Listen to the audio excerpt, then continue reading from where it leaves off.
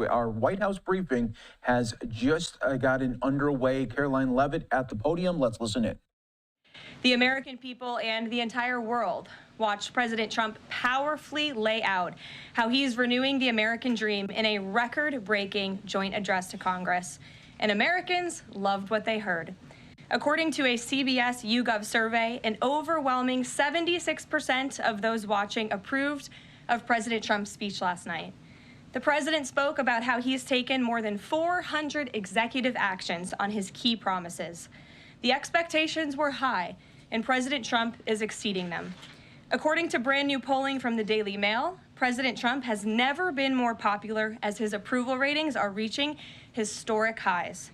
More Americans believe America is headed in the right direction than the wrong direction. Everyday Americans love this president because he tells it like it is, no matter what. And he did that last night. President Trump level set with the American people on the economy and exposed how badly Joe Biden screwed it up by causing the worst inflation crisis in 4 decades. President Trump was honest about where we are while making clear that help is on the way. As the president declared last night, he will make America affordable again. Last night, you also saw who motivates the president to work so hard. Everyday Americans who President Trump shined a spotlight on last night in his speech. From Mark Fogel, who President Trump was finally able to reunite with his family and his beautiful 95-year-old mother after being detained in Russia, to Peyton McNabb, whose heart-wrenching story motivated President Trump to end men in women's sports, and to Allison and Lauren Phillips, the mother and daughter and sister of Laken Riley, who President Trump honored by signing the Laken Riley Act to ensure her name will live on forever. In other amazing and surprise moments, President Trump honored the life of Jocelyn Nungare, who was brutally murdered by illegal alien gang members. He ensured Jocelyn will never be forgotten by renaming a national wildlife refuge in her home state of Texas to honor her life. And in one of the greatest surprise moments of the night, DJ Daniel, an incredible 13-year-old boy who is beating brain cancer, saw his dreams fulfilled by President Trump when he was made an honorary Secret Service agent. And finally, after nearly 4 years, President Trump delivered justice for the families of the 13 American heroes who were killed at Abbey Gate in the Biden-botched Afghanistan withdrawal, which was one of the worst humiliations in the history of our country. President Trump announced that we have detained Mohammed Sharifullah, the monster who was responsible for that horrific attack, and he was delivered to Dulles Airfield earlier this morning. On his first day in office, President Trump's national security team across the federal government prioritized intelligence gathering to locate this evil individual. President Trump's team shared intelligence with regional partners such as Pakistan, who helped identify this monster in the borderland area late last month. Mohammed confessed to his crimes related to Abbey Gate and other attacks in Russia and Iran as well to the Pakistanis. And U.S. law enforcement officers traveled to Pakistan over the weekend, where he again confessed his crimes to the FBI.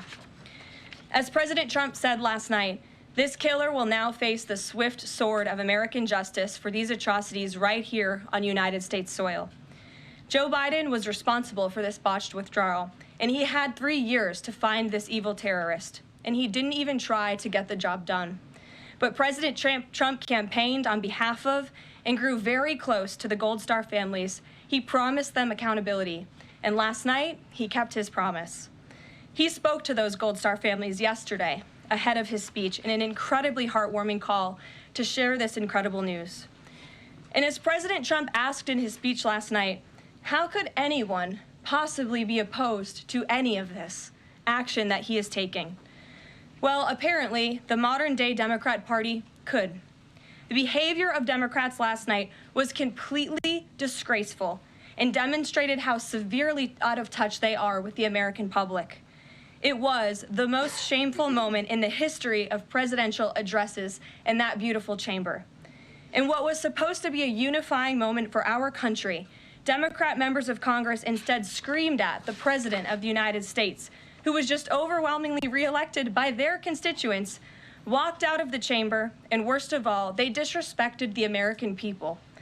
Democrats didn't stand to keep men out of women's sports. They couldn't even clap for a girl who got her head smashed in by a man on a volleyball court.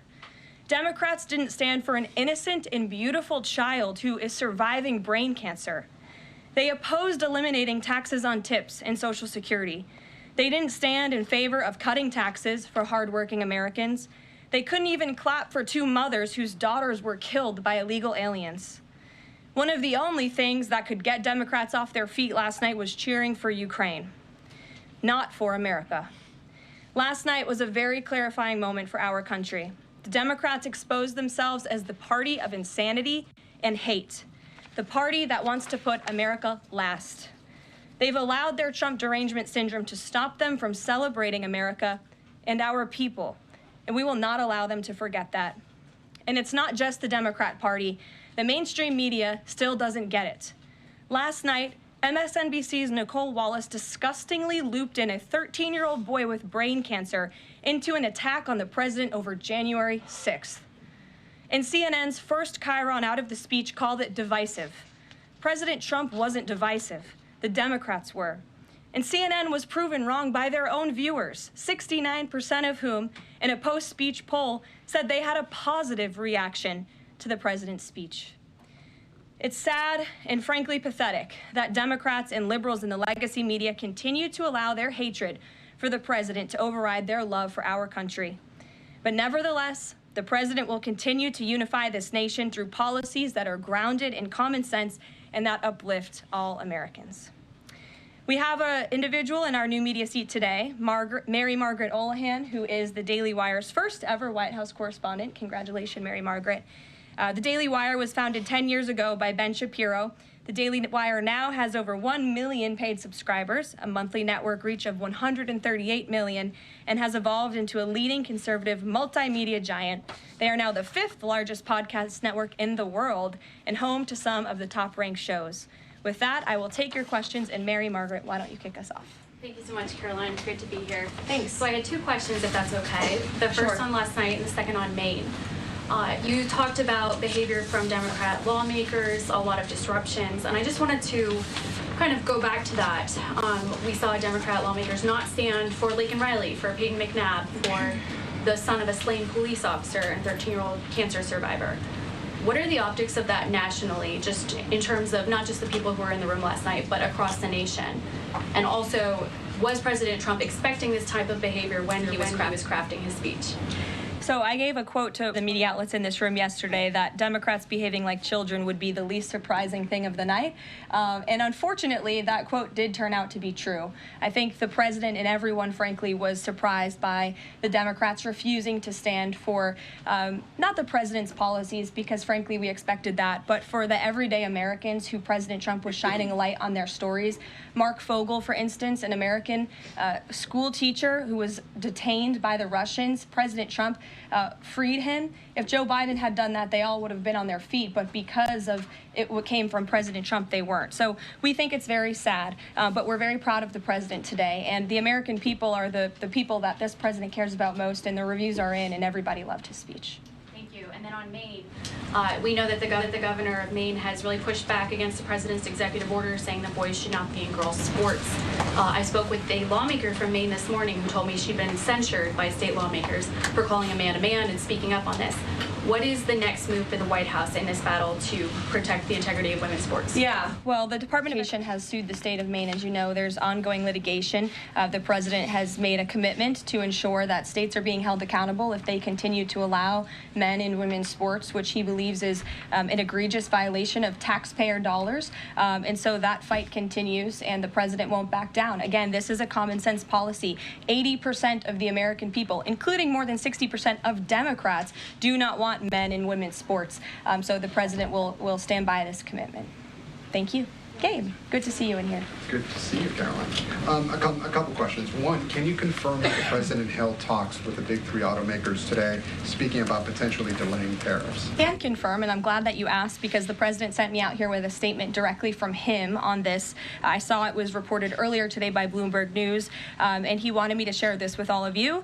We spoke with the big 3 auto dealers. We are going to give a 1-month exemption on any autos coming through USMCA.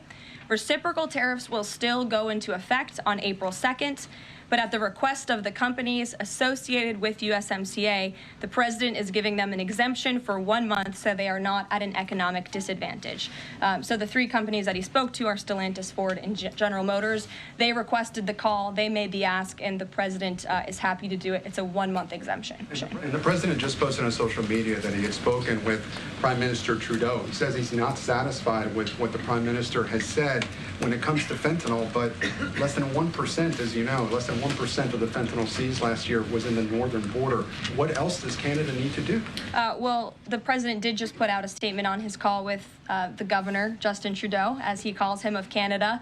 And he said that he was not pleased, as you said. He said it's not good enough. He told Prime Minister Justin Trudeau that directly. The call ended in a somewhat friendly manner, as the president said, but he's not going to stop standing up for the American people. And to answer your question directly, when it comes to fentanyl, for the last 4 years, unfortunately, our neighbors to the north and the south, Canada and Mexico, respectively, have allowed America to be a dumping ground, not just for illegal aliens, but for illegal, poisonous, deadly fentanyl, which is now the #1 killer of young people in this country aged 18 to 34. Through the northern border in Canada, in last fiscal year alone, there was enough fentanyl seized to kill 4.8 billion people. And that number is up 2,050% from 2023, the year before. So there's been more than a 2,000% increase in illegal fentanyl seizure at the northern border. Why? Because Canada is allowing that fentanyl to come to the United States. The president sees these numbers. He thinks about the lives that are lost. And everybody in this room, I'm sure, everybody watching at home, everybody across the country knows someone in our lives who has been killed at the hands of this deadly poison. There needs to be repercussions for that. The president feels very strongly about it. But Karoline, respectfully, it's just 43 pounds that were found last year. That's less than a carry-on suitcase. Is that a lot of fentanyl compared to, say, Mexico, where the vast majority of the fentanyl is brought in through Mexico, not Canada? So what else does Canada need to do? Well, I just told you, last year alone, there was a 2,000% increase in illegal fentanyl. But it's only 43 You're asking me for what the president's justification is for these tariffs. It's not up to you. You're not the president, Gabe. And frankly, I think it's a little bit disrespectful to the families in this country who have lost loved ones at the hands of this deadly poison. If you talk to them, and this president has, they are grateful that they finally have a president who is standing up to both Canada and Mexico, and most importantly, to China as well. The president added an additional 10% tariff on China because this deadly poison is being produced in that country. It's being distributed through our neighbors, and there needs to be consequences for that, period. Peter. Thank you, Karoline. If the U.S. has a longstanding policy that we do not negotiate with terrorists, then why is the U.S. now negotiating directly and for the first time ever with Hamas? Well, when it comes to the negotiations that you're referring to, first of all, the special envoy who's engaged in those negotiations does have the authority to talk to anyone. Israel was consulted on this matter. And look, dialogue and talking to people around the world to do what's in the best interest of the American people is something that the president has proven is what he believes is good faith effort to do what's right for the American people. Is it just about the hostages, or are they also talking about the president's plan to take over Gaza? These are ongoing talks and discussions. I am not going to detail them here. There are American lives at stake. I would defer you to the Department of State for further details, but I'm not going to get into those talks here at this podium. We know that some officials here were miffed that Zelensky showed up last week without a suit for his meeting in the Oval Office. But Elon Musk never wears a suit in He there. did last night. So what is the dress code? Well, Elon Musk wore a suit last night. I'm sure you saw it. Was he spooked by the Zelensky getting kicked out? No, I don't think so. I'm just pointing out that he did wear a suit last night, and I think the president liked that very much, and he looked great. Speaking of the president, he just passed me a note while I'm standing here. He wanted me to hold this up. This is the poll that I cited, the CBS YouGov poll that shows that 76% of those who watched the president's speech tonight approved of his speech. And so it goes to my earlier point that I made in my monologue about how incredibly sad it is that we have a modern-day Democrat Party who is so severely out of touch with the American public. This is a great poll. The ultimate poll, though, came on November 5th when the president won by an overwhelming margin that he spoke about last night. Democrats weren't happy to hear that either. Ouija. Thank you, Karoline. Back on tariffs, last night President Trump said there will be a little disturbance, but we're okay with that. Can you put a dollar figure amount on how much the average American family should expect to pay as this disturbance? And why should Americans be okay with that when so many are already struggling to pay the bills? Well, first of all, last night, the president told the truth. And he was realistic, and he level set with the American people. And I think, frankly, it's very refreshing, and everybody in this room should be very grateful that we have a president who tells the truth about the reality of the economic situation that we are in, unlike the previous president who lied to everybody's faces, saying inflation was transitory, saying it was under control, saying that the border was secure, when none of that was true. So the president is being frank and honest, and the American people elected this president to have monumental reform and change, including rebuilding our manufacturing base in this country, standing up to foreign nations who have been ripping off our country for decades. And that requires a little bit of disruption. That requires a lot of effort and work that this president is focused on doing. With that said, as the president said last night, his administration is wholeheartedly committed, of course, to ending the inflation nightmare caused by the Biden administration. Look at the deregulation efforts. Look at the president's push last night in his speech for Congress to pass tax cuts, to end taxes on Social Security and overtime pay for hardworking Americans, end taxes on tips. We need Congress to get that done because that's going to put more money back into the pockets of the American people. And I didn't even mention energy. Look at the president's approach and focus on unleashing the might of our energy industry. We know that's the #1 driver of inflation. He's been slashing back a lot of the burdensome regulation from the previous administration to unleash our energy industry here at home, which will drive down costs. He said he is committed to making America affordable again. He did it in his first term, and Americans can trust him to do it again. President Trump has made clear, Karoline, that he loves tariffs, but the stock market does not. How does he factor that into his decision-making?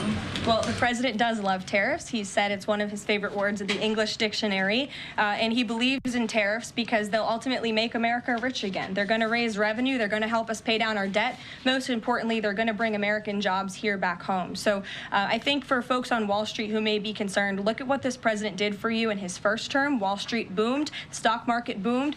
The president expects that to happen again, but most importantly, Main Street is going to boom, and that's why the president has this whole of government economic approach, which includes tax cuts, tariffs, regulation cuts, and an energy industry that will bring down costs for American consumers.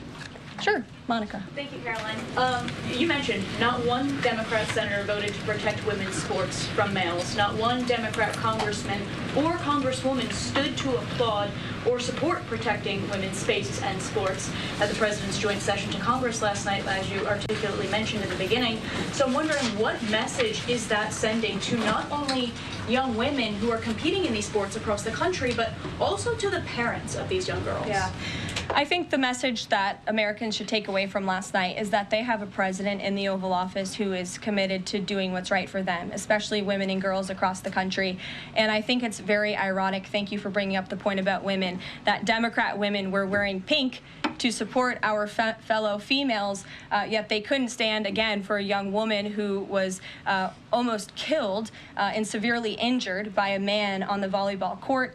They couldn't stand for the mothers of two beautiful young women whose lives were taken tragically at the hands of illegal people. So you can't say you're the party of women and then support men and women's sports and not stand up for basic law and order and immigration reform that will protect women in this country. That's what President Trump is doing. He's the president for women. Lindsay, good to see you. Thank you, Karoline. Good to see you. So, speaking of tariffs, China said yesterday that they're ready for any kind of war with the U.S. because of these tariffs that have been placed on them. And a Chinese spokesperson also said that the tariffs would not lead to a resolution of U.S. concerns about fentanyl originating in China. Can you speak to how the administration is planning on responding to that? Well, I think Secretary Hegseth has responded to that this morning.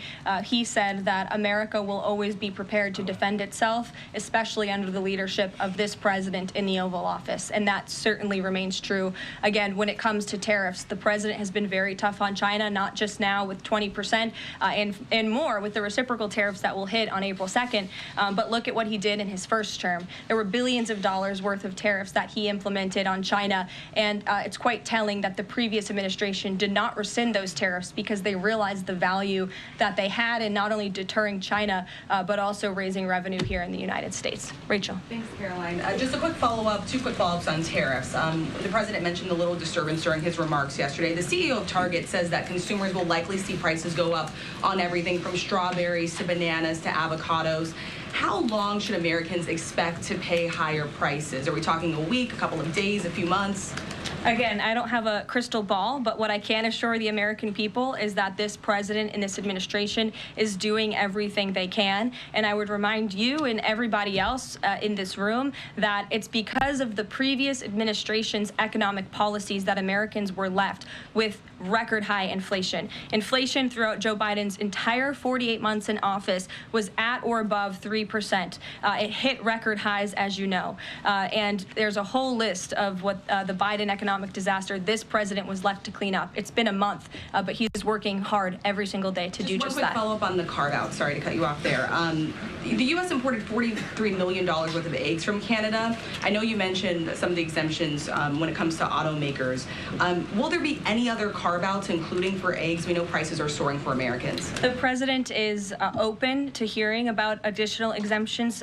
He always has open dialogue, and he'll always do, what's right, what he believes is right for the American people. But again, as for the egg crisis in this country, the president is wholeheartedly committed to ensuring we're increasing our egg supply, and we're also bringing down cost. And Secretary Rollins has been all over this issue. She comes from an agricultural background and family. That's why she's leading that very important department.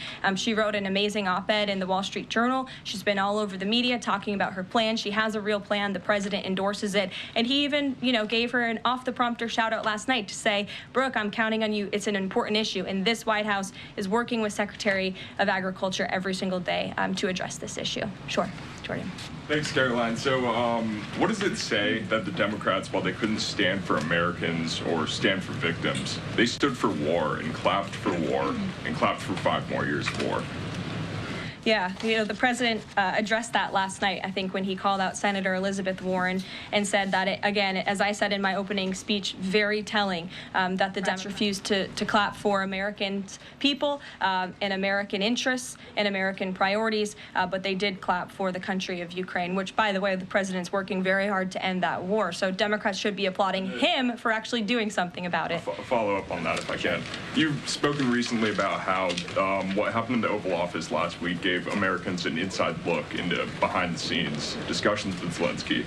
Is this how he treated Joe Biden and just treated him disrespectfully and received billions of dollars? Well, it's a very interesting question. I don't know if anybody in here asked my predecessor who stood at this podium about that, but there was a report from NBC News that President Biden also got increasingly frustrated with President Zelensky when he was handing out blank checks and President Zelensky kept asking for more. Joe Biden was quite frustrated with that. So again, as I've said repeatedly, Friday revealed the frustrations that this administration has had in closed-door negotiations with the Ukrainians. However, President Zelensky did put out a statement yesterday, which we believe is a positive step forward. And National Security Advisor Mike Waltz has been talking to his Ukrainian counterparts. And so we're in the midst of this, and we'll see what happens next. Caitlin. Thanks, Caroline. I have 2 questions. One on the reprieve that is being granted to these 3 automakers for 1 month on the tariffs on Canada and Mexico. How did the president settle on 1 month? The reciprocal tariffs will go into effect on April 2nd, and he feels strongly about that no matter what, no exemption, so that's where the 1 month comes from. Does he expect them to be able to shift production within a month? He told them that they should get on it, start investing, start moving, shift production here to the United States of America, where they will pay no tariff. That's the ultimate goal. And on the conversations between the White House and the Ukrainians and the letter that President Trump revealed last night that he got from President Zelensky, Director Ratcliffe said today that the president has paused also intelligence sharing with Ukraine. Is that temporary or is that permanent? I believe what the National Security Council told me in regards to that was that they paused or they are reconsidering the funding for Ukraine, as you saw, the pause on the funding. As for intelligence matters, I would refer you to either the National Security Council or the CIA as well. But they're considering lifting or reinstating the military aid going to Ukraine, which they paused this Again, week. it's a pause for a review. Follow up on that. Sure. The president read parts of the letter that he received last night from President Zelensky. Can you give us a sense of when President Trump now plans to sign that minerals deal after receiving that letter? Those talks are happening as we speak. I just saw the National Security Advisor. He's working very hard on it. I believe he was going into the Oval Office to give the president an update on where this stands. But again, the president is committed to a peace deal. He wants to see this war end. And I think that President Zelensky's message, which he also shared on X as well, is a positive sign in the right direction. The president also said that the United States was reclaiming the Panama Canal. The president of Panama this morning, or at some point today, said that President Trump was lying. Wanted to get your response to that. And also curious if the president had a reason for not specifically mentioning BlackRock last night when he was praising the company that is buying canals or ports around the Panama Canal. Yeah, I'm not sure if Panama has seen what's going on with their own canal, but as you just mentioned, BlackRock is now interested in investing and taking over the two ends of the port, which is very important because the president was very vocal several weeks ago about the need to ensure that China is not controlling the Panama Canal. This is a very important place for the United States of America. We also saw that the Panama Canal lifted fees on our U.S. naval ships that are going in and out of the canal. That's a win for the United States of America. And the president will continue to ensure that the Chinese government, the CCP, cannot be infiltrated in the Western Hemisphere and certainly not in the Panama Canal, which is a very important place for our country. Dasha. The president continues to call the Prime Minister of Canada, Justin Trudeau, Governor of Canada. I'm curious what he means by that and if there are any plans that are moving forward with trying to make Canada the 51st state. And I have a follow-up on the economy as well. Sure. Well, the president put that in his True Social account, or his True Social post earlier today. He feels strongly that it would be very beneficial for the Canadian people to be the 51st state of the United States. They wouldn't be paying for these tariffs. They'd have much lower taxes if they were part of our great country. Karoline, on the economy, you and I traveled the country during the campaign. This is an issue that so many voters decided to cast their ballots on, and they voted for President Trump. He has started to have that realistic conversation with the American people, that disturbance comment last night. But I'm curious if you can be real with Americans right now as all of these factors are playing out. Are things potentially going to get worse before they get better? Look, I've now been asked and answered this same question just given to me in different verbiage of 3 different times, and I will answer it again in an effort of transparency to the American people because this is an important issue and the American people, this president understands that it is. And again, that's why in his joint address to Congress last night, he addressed this issue with a realistic and honest approach. He talked about what this administration is doing to unleash American energy and to make America affordable again, and this administration is wholeheartedly committed to doing it. And I would remind the American public that the first-term record of this president speaks volumes. That's why they reelected him, because they know that he can fix our broken economy, and it's very, very broken from the previous administration. Stephen. Thank you, Karoline. I've got 2 questions, one on press access, the other on fentanyl and tariffs. Sure. On press access, your predecessor, Karine Jean-Pierre, who presided over many novel press access restrictions, criticized the recent changes to the press pool made by your office. She said in an interview, quote, what we're looking at is what North Korea is doing. What's your response to that, and can you say anything to allay concerns that unfavorable coverage will be punished in this new press pool system? I think that's the same individual who said from this podium numerous times that the commander-in-chief was mentally and physically up for the job, which we knew was a lie. Many people in this room knew it was a lie. Many of you were admonished for asking questions about that truth. So when it comes to truth and transparency, this administration, this White House is setting the example. This president is taking far more questions than his predecessor, Joe Biden, did on a daily basis, and that will continue. And on fentanyl and tariffs, fentanyl produced largely in China has killed 334,000 Americans over 5 years. According to CDC data, that's about 1 in every 1,000 Americans. President Trump has cited this for applying new tariffs to Canada, Mexico, and China. But in addition to China's talk about being ready for any kind of war, they said yesterday, the foreign ministry said that, quote, the fentanyl issue is a flimsy excuse to raise U.S. tariffs and, quote, the U.S., not anyone else, is responsible for the fentanyl crisis. So what's the response to China that the talk of fentanyl is just an excuse for tariffs? And what does that say about the resolution? Well, of course, the country that is getting very rich off of distributing this deadly poison to American citizens is going to say that. Again, the president knows where the American people stand on this issue. Fentanyl overdoses. Dasha brought up all of us campaigning all across the country. They talked about inflation. They also talked about the border, the illegal immigrants that we're pouring through, but also these deadly drugs. And again, the president keeps in mind those families every single day when he is making these tough decisions. But it's a necessary decision, and he's no longer going to allow the United States of America to be a dumping ground for illegal immigrants and for illegal drugs that are killing our nation's people. This is the #1 leading cause of death in our country, and there needs to be action taken to ensure that that cannot continue. Thank you very much, guys. We'll see you later. Thanks, Karoline. Caroline.